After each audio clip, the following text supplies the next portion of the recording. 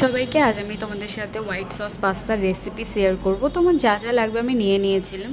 তো first step হচ্ছে পাস্তাটাকে boil করতে হবে। তো একটা বাটিতে তেল নুন দিয়ে হালকা জলটাকে ফুটিয়ে নিলাম।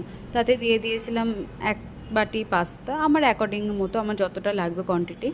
তো যাই হোক, এই পাস্তাটা বয়েল হতে মোটামুটি 5-7 মিনিট লাগবে। আমি এখানে স্টেনও করিয়ে নিয়েছিলাম। তো এবার একটু ভেজিটেবল ফ্রাই করব। তো হালকা বাটার দিয়ে ক্যাপসিকাম আর পেঁয়াজটাকে ততক্ষণই ফ্রাই করব যতক্ষণ না এটা হালকা গোল্ডেন হচ্ছে, শুধু এই কাঁচা ভাবটা দূর করার জন্য। তো এইখানে আমার রেডি। এই দেখো, ঠিক এইভাবে করে একটু ফ্রাই করে নিতে হবে। তারপর এটা সাইডে রেখে এবার আমরা হোয়াইট সস বানাবো।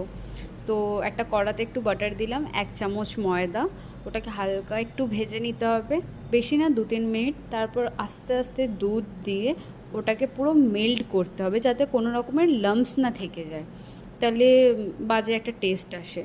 তো এইদিকে আমি হোয়াইট সসটাকে রেডি করছিলাম। দেন এতে আমরা যা ভেজিটেবল ফ্রাই করেছিলাম সেটাকে দিয়ে দেব। এখানেও আমরা 2-3 মিনিট ওটাকে চালাবো।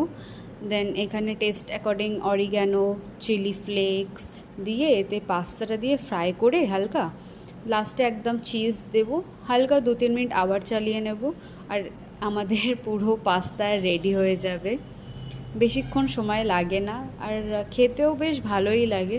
তো তোমরা সবাই জানিও তোমাদের কেমন লাগলো এই রেসিপিটা, এটাও ভীষণই টেস্টি।